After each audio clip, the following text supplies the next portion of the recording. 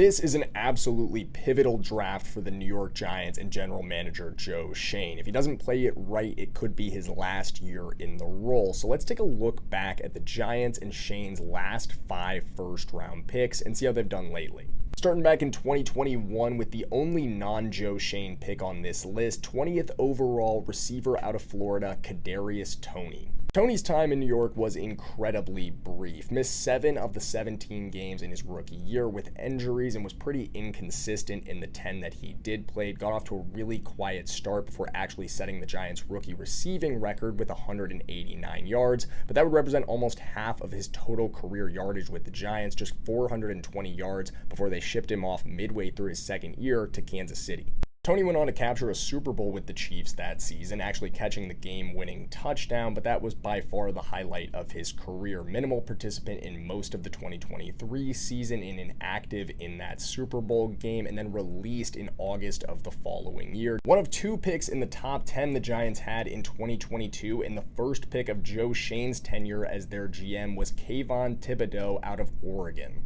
Heading into year 4, the Giants are still waiting on Thibodeaux to take that next step. He's definitely not a bust, but he has been a little bit disappointing. Not quite what you'd expect from a top 5 edge defender. He's a little bit lower on the pressure rate, and the sacks have been really inconsistent. 11.5 in his second year, just 4.5 in his first year. He was trending in the right direction this past season, so that's a positive sign, but injuries knocked him out. The Giants' other top 10 pick in that draft was Evan Neal, who went 7th overall. Neal has inarguably been a massive bust for the Giants as a top 10 draft pick. They thought they were getting a lockdown piece for their offensive line to protect Daniel Jones and could not have been more wrong. He was a subway turnstile, allowing 8 sacks and a 10% pressure rate in his rookie year, and has never returned to being a full-time starter since. He was just as big of a disaster in a backup role in his second year and did show minor improvement this year, but he still isn't very good. In 2023, the Giants went with Maryland corner 24th overall Deonte Banks. Banks got off to a great start in New York, stepping in as a full-time starter his rookie year and showing a lot of promise doing so, picking off multiple passes and just being very disruptive, allowing a sub 60% completion percentage, but that approached 70% this year, and a big step back for Banks. 0 interceptions, less disruptive in the passing lanes, and got benched at times. He'll be looking to get back on track this year.